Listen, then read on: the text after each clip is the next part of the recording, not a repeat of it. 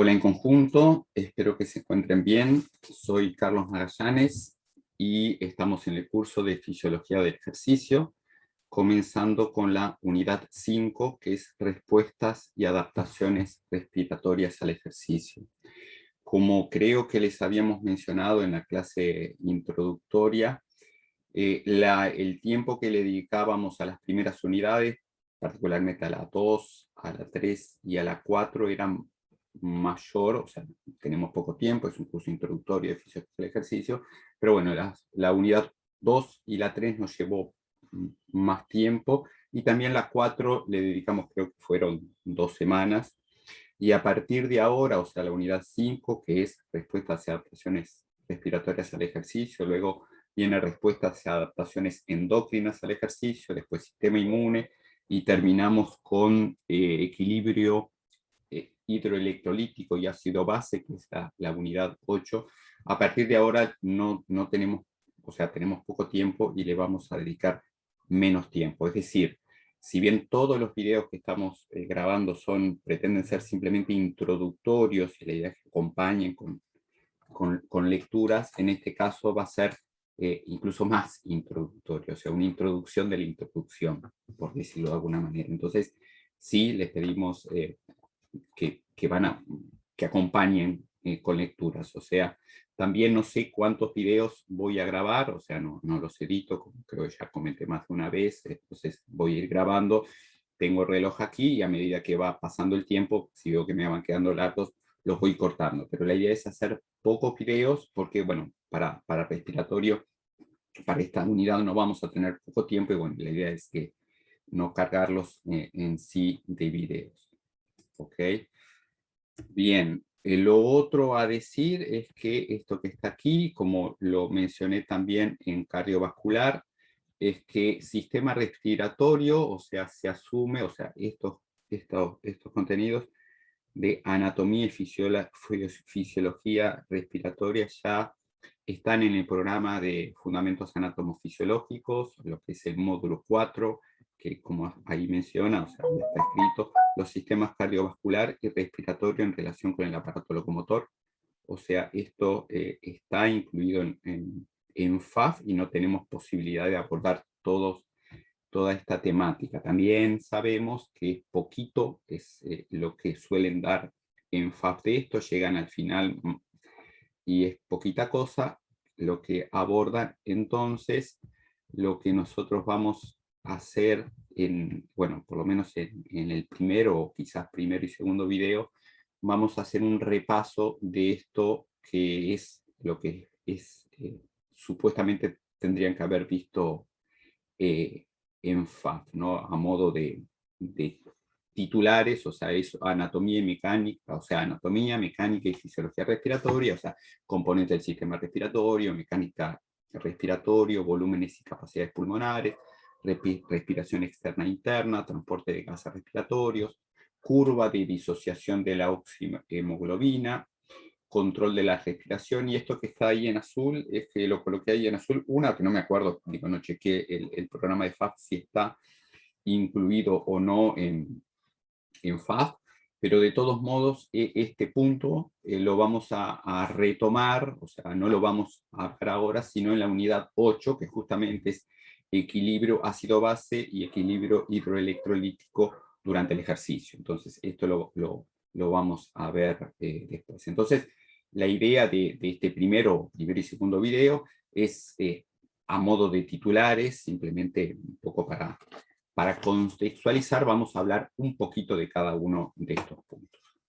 Entonces, bueno, arrancamos recordando anatomía del sistema respiratorio, un repaso, o sea, un muy breve repaso, es recordar que el sistema respiratorio está formado, bueno, por la cavidad nasal y vocal, o sea, nariz y boca, faringe, laringe, tráquea y bronquios, que a su vez los bronquios divididos en bronquios primarios, secundarios, etcétera. Bueno, este esquema ahí hace un zoom, o sea, en este caso en un pequeño bronquio, y ahí vemos la circulación, o sea, alrededor de los alvéolos, que es donde termina, o sea, todo el recorrido en sí del aire acaba ahí en los alvéolos, y en este otro vemos todavía más pequeñito, ¿no? Como ahí está, en el caso estaría representado aquí un alvéolo y rodeado por los alvéolos, bueno, los capilares.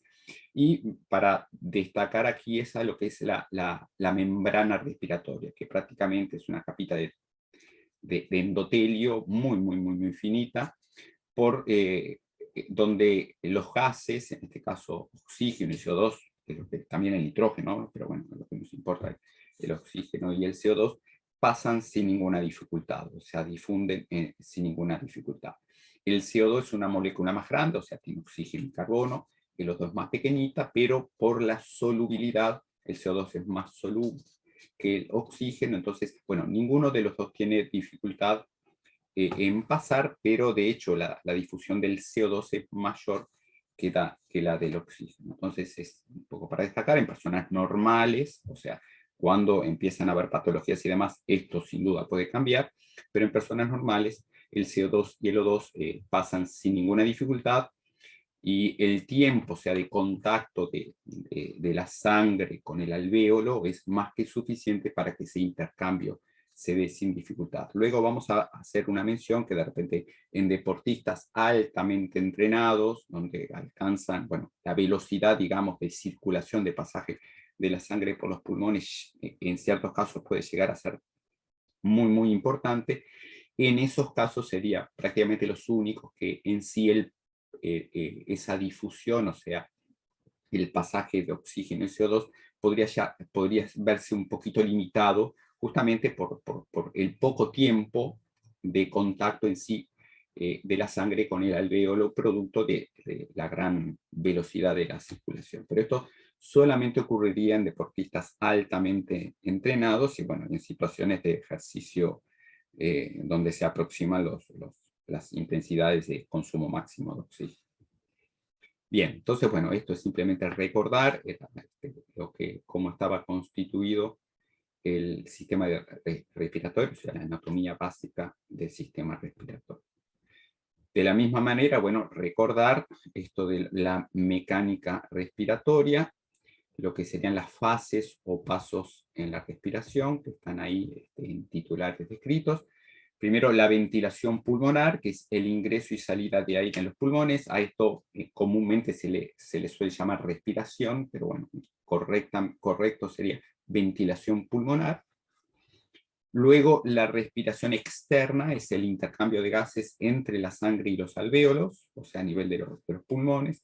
Luego, ahí en azul coloqué transporte de gases respiratorios a través del sistema cardiovascular, porque a rigor esto lo hace el sistema cardiovascular, ¿no? Entonces no sería como una fase de la respiración. O sea, obviamente es necesario transportar los gases, pero bueno, no sería parte de la respiración, ¿no? Y luego, para terminar, sí, como parte de la respiración, lo que es la respiración interna, ese intercambio de gases entre sangre y tejidos. Entonces, bueno, esto son las fases o etapas o pasos de la respiración. Recordar también en la inspiración y la expiración, en una inspiración tranquila, la inspiración tranquila es un proceso activo, o sea, requiere acción muscular, y el diafragma y los músculos intercostales externos son los músculos inspiratorios. Ahí simplemente, capaz que para recordarlo, es bueno, creo que nos ha ayudado mucho a recordar, es que en la inspiración, los intercostales que participan son los externos. Inspiración externos. Un poquito al revés en esa inspiración con I, ¿no? Pero en cambio los intercostales que participan son los externos. Y luego ahora después vamos a ver que en la expiración, cuando es una expiración forzada, porque como vamos a mencionar ya ahora, la expiración normal es un proceso pasivo, no requiere acción muscular, pero en cambio en la expiración forzada, sí hay músculos que participan, unos de ellos son los intercostales internos, entonces expiración interno, entonces ahí quizás para ayudar si es que quieren memorizar ahí los músculos. Entonces, bueno, reitero, La inspiración tranquila es un proceso activo, requiere acción muscular, y el diafragma y los músculos intercostales externos son los músculos inspiratorios.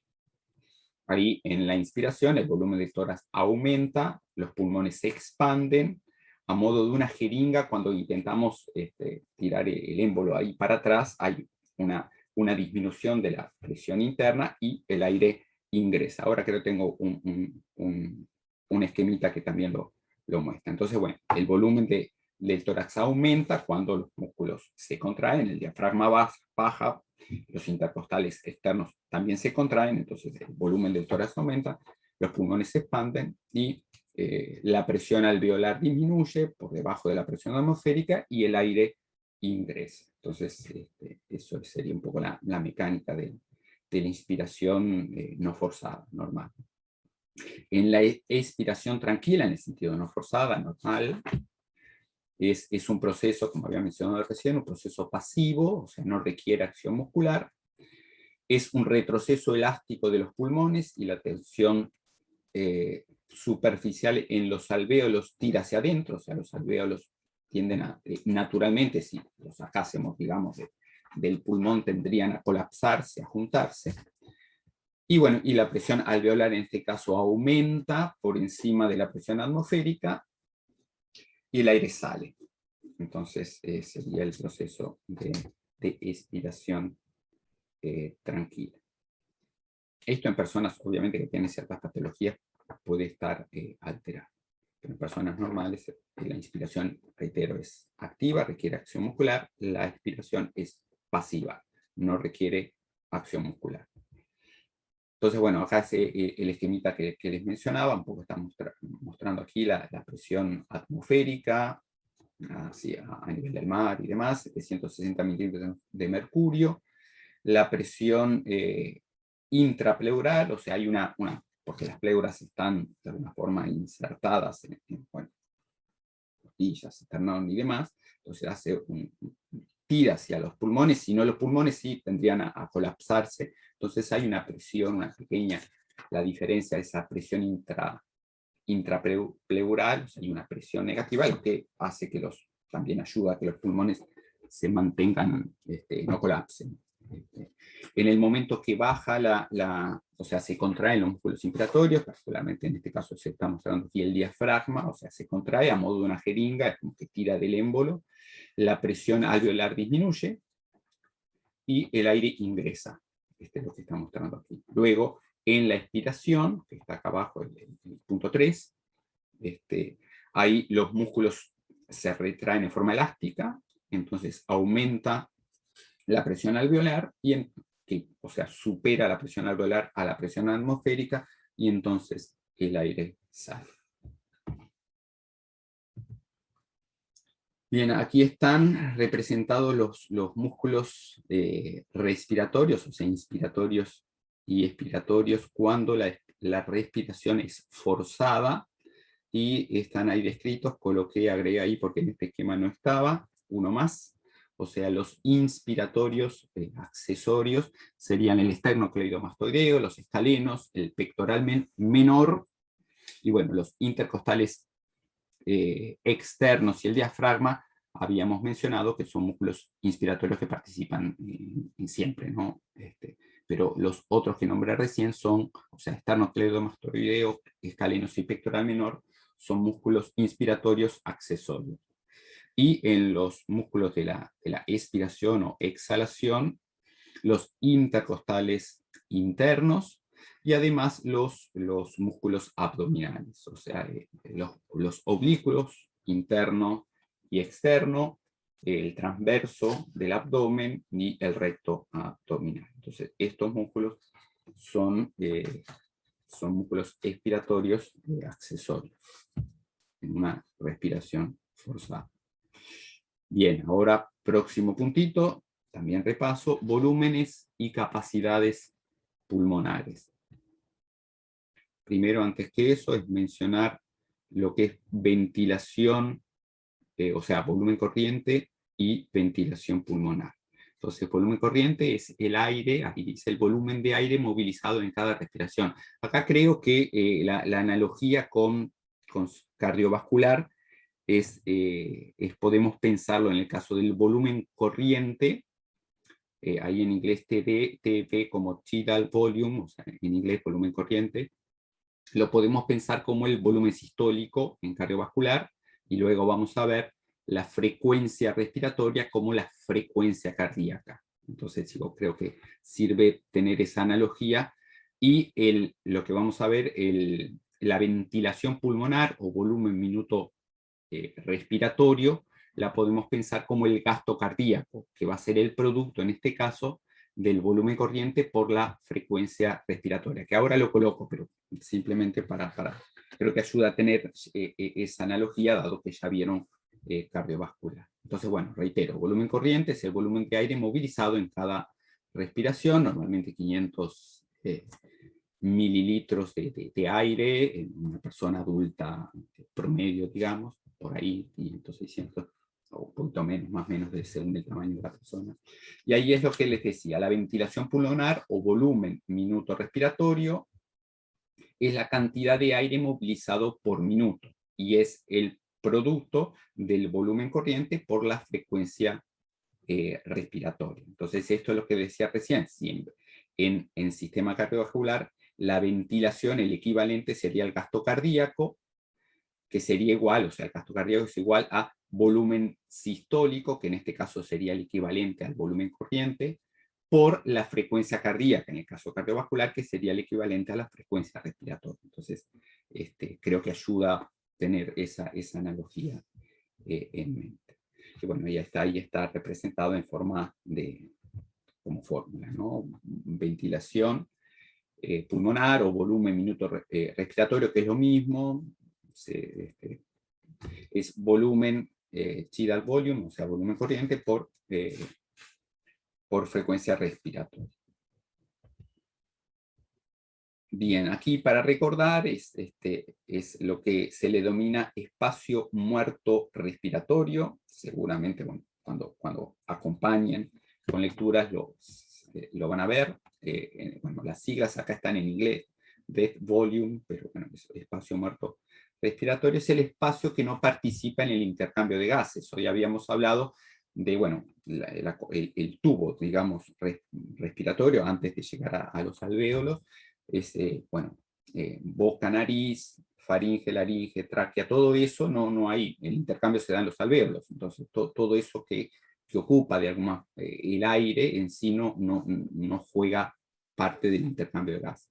Y ahí se suele distinguir un espacio, o sea, el espacio muerto estaría compuesto, lo que se le suele distinguir en anatómico, que es esto que comentaba recién, o sea, el aire que de alguna manera está en, bueno, boca, nariz, faringe, laringe, tráquea, bronquios, y no hay intercambio respiratorio. Y el fisiológico se le suele, o sea, se le suele denominar espacio muerto fisiológico a los alvéolos que están ventilados pero no están perfundidos, o sea, no hay sangre. Entonces, si bien hay aire, el hecho de que están cerraditos, o sea, para la sangre no está pasando, como no están irrigados, no hay intercambio de gases. Entonces a eso se le denomina el espacio muerto fisiológico. O sea, ambos, o sea, el espacio muerto anatómico y fisiológico, estarían componiendo el espacio muerto respiratorio. Entonces la ventilación, a diferencia de la ventilación pulmonar, en la ventilación alveolar tiene en cuenta, o sea, resta del volumen corriente la parte que no participa del intercambio de gases. En general, como está colocado ahí, es más o menos 150 mililitros, puede ser un poquito más, bueno, ahí depende también el espacio muerto fisiológico, pero alrededor, en términos promedios, 350 mililitros sería el restando el volumen corriente del espacio muerto, ¿no? Entonces, bueno, creo que no lo había mencionado, ventilación alveolar es la porción de la ventilación que alcanza los alvéolos y participa del intercambio de gas. Entonces, ahí estaría restando, en lo que está entre paréntesis ahí, restando del volumen corriente el espacio muerto. aquí debiera haber colocado, cuando dice persona de 70 kilos, aproximadamente 50 mililitros, lo tendría que haber colocado arriba, que es lo que suele, el espacio muerto en sí, esos 150 mililitros. Pero bueno, sepan disculpar.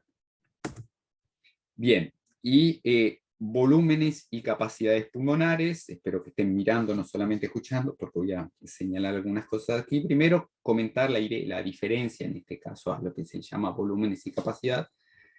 Capacidad es una combinación de más de un volumen, es eso, o sea, en este caso. Entonces, aquí vemos, estoy señalando del lado izquierdo, lo que está ahí es bueno, digo, una inspiración normal, entonces el volumen corriente es eso, aproximadamente 500 mililitros, es lo que, bueno, volumen corriente. Luego, si en un volumen corriente inspiro de manera máxima, me inflo todo lo que pueda, la diferencia entre lo que está entre la inspiración, o sea, termino de inspirar normalmente, o sea, inflo, tomo esos 500 mililitros de aire y después sigo inflándome todo lo que puedo. Bueno, eso, todo lo que puedo hasta el final, o sea, la diferencia ahí es lo que se le llama de reserva inspiratoria, o sea, volumen de reserva inspiratoria. Lo mismo, si luego de soltar esos 500 mililitros de aire en una expiración normal, sigo forzadamente, expiro en forma forzada todo lo que puedo, sería el volumen de reserva expiratorio.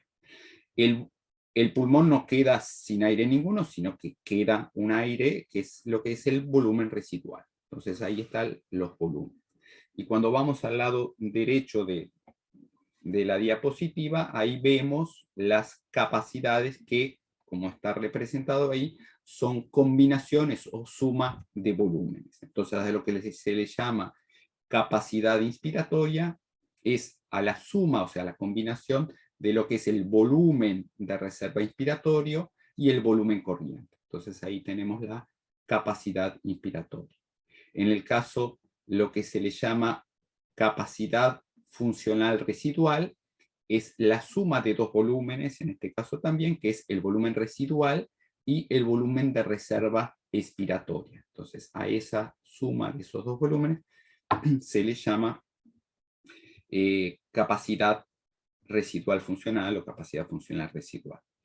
Capacidad vital es todo el aire que podemos movilizar. Entonces, si hago una expiración, o primero, puedo empezar en cualquier lugar, o sea, me inflo del todo, me inflo todo, y después suelto todo lo que puedo soltar. Entonces, ahí, todo lo que puedo soltar hasta el máximo es la capacidad vital, que ahí en este caso es la suma de tres volúmenes, del volumen de reserva inspiratoria, del volumen corriente y el volumen de reserva expiratoria. Y a lo que se le, o sea, la capacidad pulmonar total, obviamente, es la suma de todos los volúmenes. ¿Ok? Entonces, bueno, volúmenes y capacidades.